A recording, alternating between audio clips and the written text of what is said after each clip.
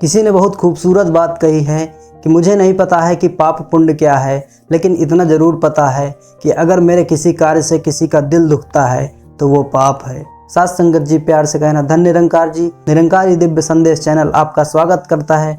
फिर से लाया हूँ आप सबके लिए एक नई साखी। साथ संगत जी, वीडियो को पूरा देखिएगा। बात एक पंडित जी की है जो कि किसी राज दरबार में एक बार पूजा सुनाने के लिए गए थे। तभी वहाँ के राजा ने उनसे पूछा कि पंडित जी, मेरे मन में 3 प्रश्न हैं कि भगवान कहाँ रहते हैं और भगवान किस ओर देखते हैं और भगवान क्या कर सकते हैं। इन प्रश्नों के जवाब मुझे नहीं मिल रहे हैं, कृपया करके आप मुझे बताएं। पंडित जी ने कहा, राजन, मैं आपके इन प्रश्नों का जवाब 1 महीने बाद दे दूंगा। पंडित जी पूजा को समाप्त करते हैं और अपने घर को चले जाते हैं और बार बार यही सोचने लगते हैं कि राजा को मैं इन प्रश्नों को क्या जवाब दूं। धीरे धीरे समय बीतता जाता है। पंडित जी काफ़ी चिंता में पड़ जाते हैं क्योंकि राजा के प्रश्नों के जवाब अभी उन्हें नहीं मिले हैं। एक दिन की बात है, पंडित जी के लड़के ने देखा कि पिताजी बहुत परेशान हैं। तभी उसने पूछ लिया कि पिताजी, आप इतने परेशान क्यों हैं। तभी पंडित जी ने बताया कि बेटा, मुझसे राजा ने 3 प्रश्न किए हैं और मुझे उसके जवाब अभी तक नहीं मिले हैं।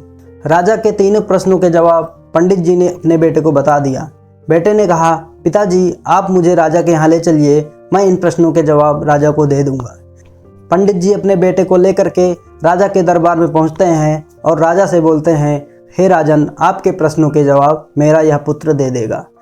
राजा ने कहा, चलो ठीक है, आप अपने बेटे को बोल दो कि मेरे प्रश्नों का जवाब दे। तभी बेटा बोल उठा, राजा जी, क्या आपके यहाँ आए हुए अतिथि का स्वागत नहीं किया जाता है। राजा यह सुनकर के थोड़ा लज्जित हुए और उन्होंने तुरंत अपने सेवकों को कहा कि पंडित जी को और पंडित जी के बेटे को पानी पिलाया जाए। पिता और पुत्र को पानी पिलाया जाता है और थोड़ी देर बाद पुत्र के लिए 1 गिलास दूध लाकर दिया जाता है। पंडित जी के लड़के को जैसे ही गिलास का दूध दिया जाता है, वह उस गिलास में उंगली डालकर पता नहीं क्या ढूंढने लगता है। तभी राजा ने पूछा, तुम इस गिलास के दूध में क्या ढूंढ रहे हो। बेटे ने कहा, महाराज, इस गिलास में मैं मक्खन ढूंढ रहा हूँ। तभी राजा ने बोला, इस गिलास के दूध में इतनी आसानी से मक्खन नहीं मिल जाएगा। इस गिलास के दूध को दही बनाया जाएगा और जब दही को मथा जाएगा तब जाकर के मक्खन मिलेगा। तभी बेटे ने बोला, महाराज, इसी तरह आपके पहले प्रश्न का उत्तर भी है। जब कोई व्यक्ति सच्ची भक्ति भावना से भगवान से जुड़ जाता है तभी जाकर के उसे भगवान मिलते हैं। पंडित जी के बेटे की यह बात सुनकर राजा बहुत खुश हुए। उन्हें तुरंत ही दूसरे प्रश्न का जवाब जानने की उत्सुकता हुई। राजा ने तुरंत बोला, अच्छा चलो ये बताओ कि ईश्वर की नज़र किस ओर है। पंडित जी के बेटे ने कहा, महाराज, इसके लिए मुझे 1 मोमबत्ती की आवश्यकता पड़ेगी। सेवकों ने तुरंत 1 मोमबत्ती ला करके पंडित जी के बेटे को दे दी। पंडित के बेटे ने तुरंत उस मोमबत्ती को जलाया और राजा से पूछा, महाराज, इस मोमबत्ती की लौ किस ओर है, आप मुझे बताइए। महाराज ने कहा, इस मोमबत्ती की लौ चारों तरफ एक बराबर है। इसके बाद बेटे ने फिर बोला, महाराज, ठीक इसी प्रकार ईश्वर की नज़र चारों ओर है, कण कण में उसका बसेरा है। पंडित जी के बेटे के द्वारा दिए गए दूसरे जवाब का उत्तर जानने के बाद राजा को तीसरे प्रश्न का उत्तर जानने के लिए बेहद उत्सुकता हुई। राजा ने फिर से बोला, अच्छा चलो ये बताओ कि भगवान क्या कर सकते हैं। तभी पंडित जी के बेटे ने कहा, महाराज, इसके लिए आपको मेरी जगह पे और मुझे आपकी जगह पर जाना पड़ेगा।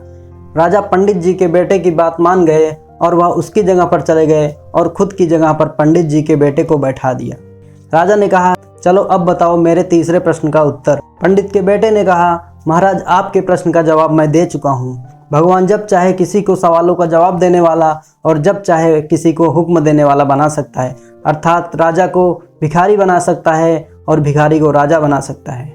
राजा पंडित जी के बेटे के द्वारा दिए गए इन 3 प्रश्नों से काफ़ी खुश हुए और उसे अपना सलाहकार बना लिया।